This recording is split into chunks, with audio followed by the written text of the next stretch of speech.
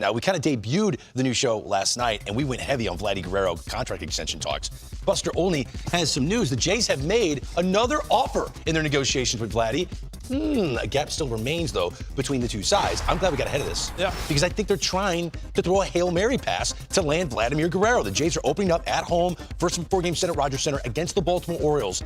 I think it's imperative that the Toronto Blue Jays put the full court press on to get this deal done. Because I don't know if they're ever going to land this type of Hall of Fame caliber talent as the face of their franchise. If they think they're going to get it going the free agent route, they keep throwing up goose eggs, Harold. It's just not working. This kid born in Canada, he wants to be there, you got to lock him up.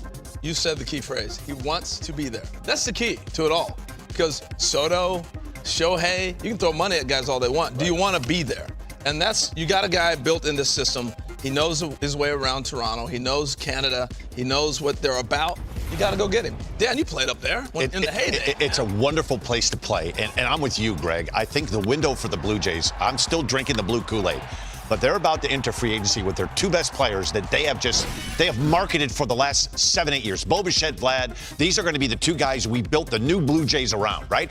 And their window now, they've got about a 5-month window because the closer we get to the trade deadline, and neither one of these guys are signed. The crazy part to me, I get it with Vlad, but it's like we're not even talking about Bo. Oh, Bo's gone. This is an everyday. Well, if he bounces back this year, he's going to get giantly paid. Is why they decide. They made a decision. If I'm Bo, they made a decision. He's hearing 500, 600 million for Vladdy. Where am I? He had a rough year last year. Yeah, but he's back. I mean, he was injured. If you look at him, watch him this spring, he's back to being one of the top shortstops in baseball. But you can get a sense from people if they really like being where they're at. And I'm not saying Bo Bichette is an unhappy Toronto Blue Jay, but I think Bo Bichette is really looking forward to free agency, whereas Vladimir Guerrero appreciates being a Toronto Blue Jay. Maybe a hair or two more. I think the whole thing changed with Soto. I think Vlad was like, yeah, this is great. I'll take my 300 or 400 million. He got what? Because it's one thing to offer Ohtani 700 million. I get it, because he's going to pitch, he's going to be Ohtani. But when you give a guy who can hit, not a great defender, but he's going to be one of the premier bats, and Vlad sits there and says, I do everything. I can be in that category. I'm only 1 year older as well. I'm only 1 year older than Juan Soto. And he got how much you offered him? $765 million. And I think the Blue Jays, though, they're looking at this historically and look over the course of time. There hasn't been a first baseman ever in the history of baseball that's made $400, $500, $600, or $700 million. Vlad has kind of cornered himself into one position, first base or DH, but primarily first base. I think it gets done. I think it gets done in the next 2 weeks. Spidey senses right here. Hey, let's go to Yankee Stadium. The Brewers in town, first of a 3-game set against the Bombers and Aaron Judge. And man, Harold, we love to talk about lineups. And let's begin this marathon of talking lineups. Aaron Judge is going to begin another season as the star face of the franchise, but this time he's not hitting behind on-base machine Juan Soto. He's going to be hitting second, and Austin Wells will become the first catcher to be an opening day leadoff guy in franchise history. Austin Wells, then Judge, then Bellinger, and Paul Goldschmidt batting cleanup. I hate to go in on the Yankees on day one, but I can't have Austin Wells leading off. I'm sorry. I'd rather have Aaron Judge be my leadoff hitter. If you're going to do that, put him first. But it makes no sense to me. From just a baseball standpoint, he's a catcher. What do catchers do at the end of the inning? Put catcher's gear on.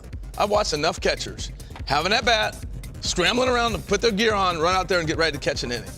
And all of a sudden, they're still in the batter's box. They're still getting their gear on, everything else. I just don't see it working from that logistical standpoint. I'm not even getting into Aaron Wells does not profile for me as a leadoff guy, period. I'm not even getting into that part. It just makes no sense to me. Do you feel as it's gotten closer to opening day, it's a little bit easier to kind of punch holes in this Yankees team? Question at third, question at left field. Who's going to hit in front of or behind Judge? Is he hitting in the right spot in the batting order?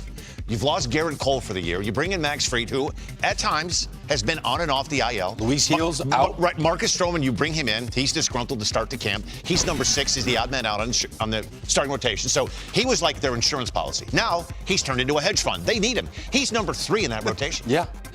Can I try to justify Aaron Judge batting second? I want to play the other. I agree with you. I'm not even saying about Judge second as much as I am talking about Wells leading off. But go ahead. Here's what I think they're thinking. They don't have the firepower anywhere close to Juan Soto anymore. So the last thing they want is for Aaron Judge to be up with no one on and 2 outs. So then you pitch, you automatically pitch around him. You're not going to want to put him on with 1 out. I know it's only the first inning that he's guaranteed to bat second, but I think that's part of the psychology there. But Greg, you're going to do all that, and the point is they want to get him as many at-bats as possible. Then lead him off. If you think, hey, hitting second is only one at-bat, well, hitting first only one at-bat, lead him off. So do we think this supporting cast that he has now, that lineup we showed you, is going to dramatically affect Aaron Judge's 2025 statistics? Oh, absolutely. What, fewer homers? Is he going to get pitched to? Why are you pitching to him? Does he have a shot to reach 50 homers? Do you think he hits 50? Oh, of course I think he does. He always does, yes. All right, so he'll hit 50. He'll hit 50. Will he drive in 120? No. That's going to be hard to do hitting in the 2 spot. A lot of it is he drives himself in a lot. Like if he hits 50, chances are, let's say 25 will be solos, and there's going to be several that there's a guy or two on. The pressure's going to be on Bellinger, Goldie, and Jazz. No question. Come on, bring those guys up.